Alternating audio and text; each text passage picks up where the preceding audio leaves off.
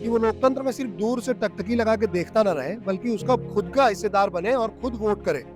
और इसलिए हमने सोचा कि यूथ को मैराथन से जोड़ना चाहिए और इस मैराथन का आयोजन किया।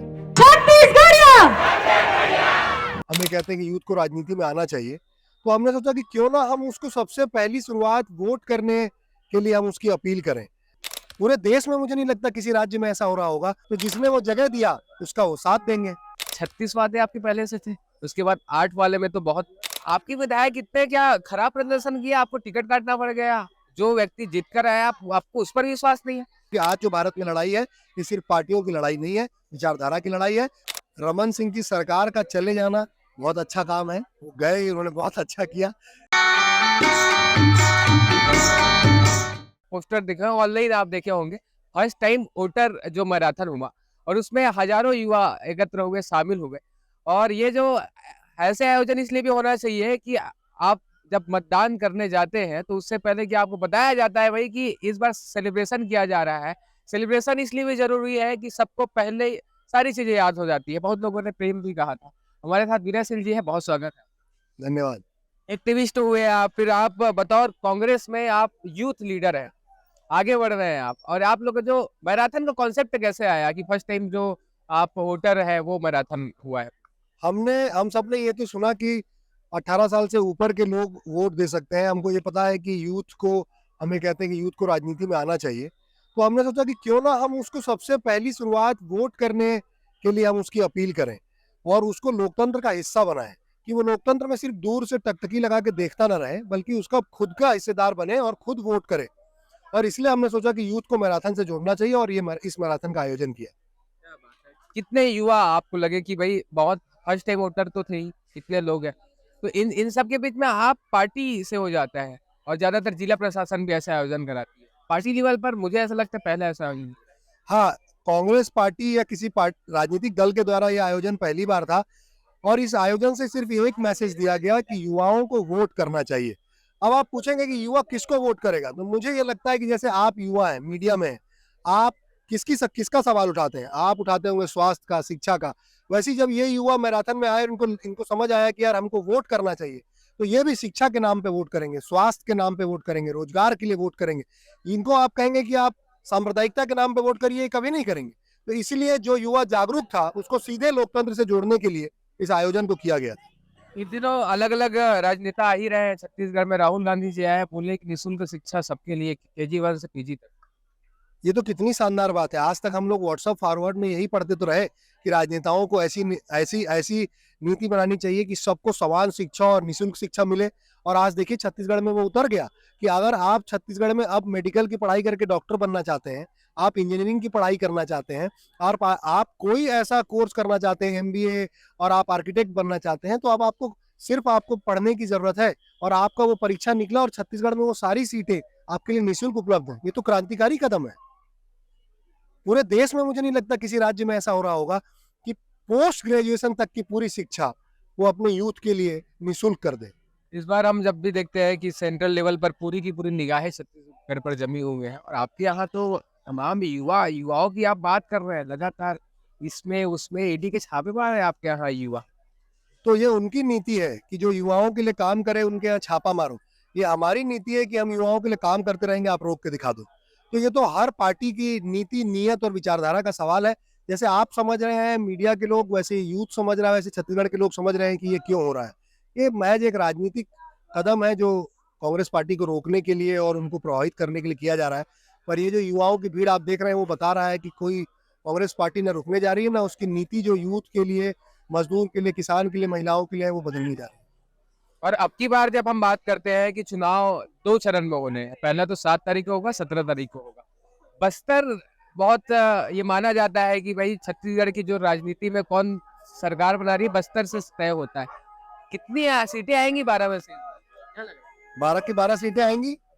सबको ऐसा लगता है, लेकिन मुझे तो ऐसा लगता है केदार कश्यप और तमाम ऐसे जो पूर्व के मंत्री तो इस बार देखिए, नेता कितना भी बड़ा हो, वो बताएगा ही है ना कि उसने क्या किया।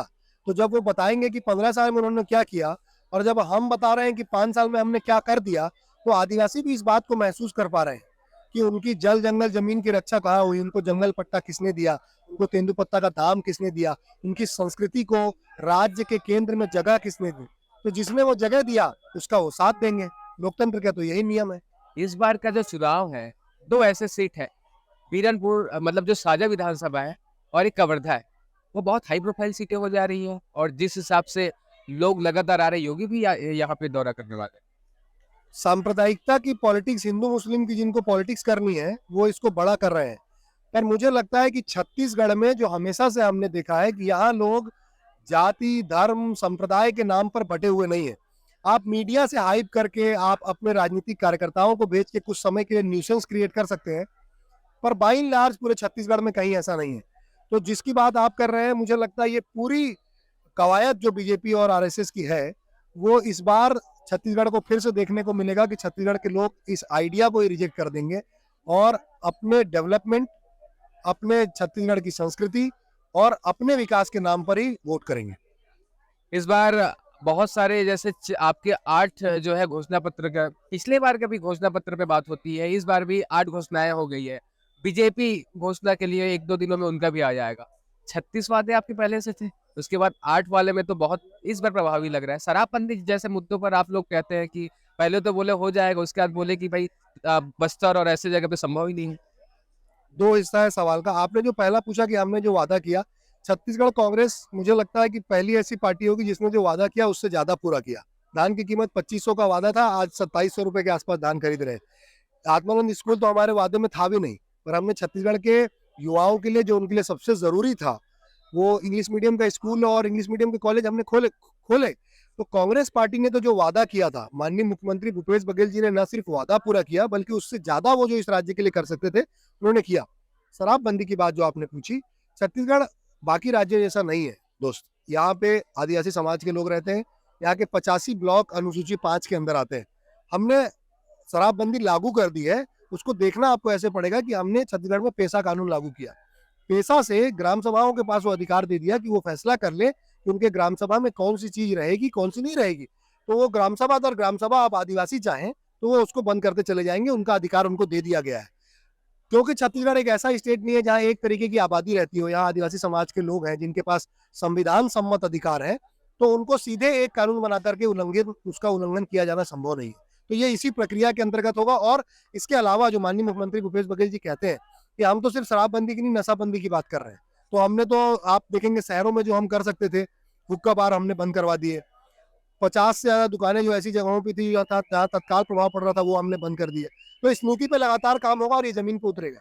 आपके विधायकों की जब हम बात करेंगे, लगातार सूचियां आई, उसके बाद कुछ जगह पे विरोध भी हुआ, वहां पे पैराशूट लैंडिंग की बात हो रही थी। इतने आपके विधायक इतने क्या खराब प्रदर्शन किया, आपको टिकट काटना पड़ गया? जो व्यक्ति जीत कर आया आपको उस पर विश्वास नहीं है? नहीं, इसको आप दूसरी तरीके से देखिए। एक पार्टी हमेशा अपना एक इंटरनल सर्वे करके चलती है और दूसरा एक पब्लिक उसको कैसे देखती है, दोनों बातें काम करती है। तो मुझे लगता है कि पार्टी के स्तर पे ये जो निर्णय हुआ वो छत्तीसगढ़ के प्रगति और छत्तीसगढ़ के लोगों की भलाई के लिए हुआ। यानी कि वो जो जितने विधायक थे वो थोड़े काम कर रहे थे और उनको साइड लगा दिया गया कांग्रेस के द्वारा। नहीं, मैं ऐसा नहीं कह रहा, किसी को साइड नहीं लगाया गया, पर एक जनप्रतिनिधि के रूप में आप कितना लंबा काम कर पाएंगे, ये कई फैक्टरों पर तय किया जाता है। कुछ सीटों पर ये भी देखा जा रहा है कि भाई वो बागी हो रहे हैं और निर्दलीय प्रत्याशी बन रहे हैं, डैमेज तो नहीं करेंगे आप? लोकतंत्र में तो चुनाव लड़ने का अधिकार सबको है, आप भी चुनाव लड़ सकते हैं। डैमेज इसलिए नहीं करेंगे क्योंकि मैंने आपसे जो कहा ना कि आप जनता के पास जाओगे क्या लेकर के, नीति लेकर के तो जाओगे। आप जनता के पास जाओगे किस बात को लेकर कि हमने क्या काम किया, यही सब लेकर के आप जाओगे ना। तो कोई भी चुनाव लड़ ले वो क्या बताएगा उसने क्या किया। वो कांग्रेस का विरोध करेगा तो क्या करके करेगा कि हमने आदिवासियों के लिए काम किया, हमने युवाओं के लिए काम किया, हमने आत्मानंद स्कूल खोले, हमने धान का कीमत दिया, हमने किसानों को समृद्ध किया। तो अगर आप ये बताओ कि कांग्रेस ने ऐसा किया इसलिए उसको वोट मत दो, पब्लिक आपकी बात मानेगी क्या? पब्लिक तो कांग्रेस को वोट करेगी। ये जो सरकार है, गाँव की सरकार बोली जा रही थी, किसानों की सरकार बोली जा रही थी, जितना डेवलपमेंट हुआ है, नया रायपुर, सारी चीजें तो बीजेपी ने किया है। कहा जाता है कि भाई जितनी सारी चीजें थे बीजेपी के समय में हो गया, कांग्रेस आकर अपना थप्पा लगाने का काम कर रही है। खेत में भवन खड़े करना अगर विकास है तो कांग्रेस पार्टी ये काम नहीं करती है। कांग्रेस पार्टी शहर और गांव के बीच में एक ऐसा संबंध बना रही है कि गांव सिर्फ सामान खरीदने वाले और शहर सिर्फ सामान बेचने वाले बन के ना रह जाए।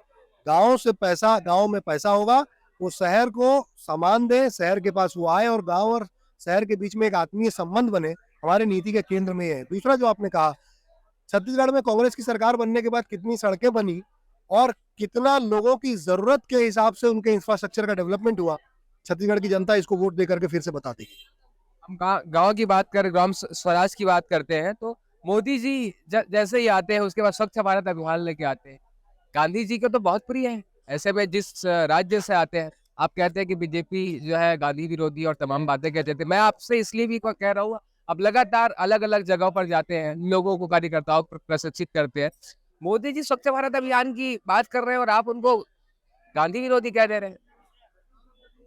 तो फिर गोडसे की बात उस पार्टी में क्यों होती है? गांधी का नाम लेना और महात्मा गांधी को उनकी पूरी विचारधारा को समेट के केवल सफाई तक सीमित कर देना, समस्या इससे है। समस्या यह है कि आप जो लोग गोडसे के नाम पर नारा लगाते हैं, उनके खिलाफ अपनी पार्टी में कोई कार्रवाई नहीं करते।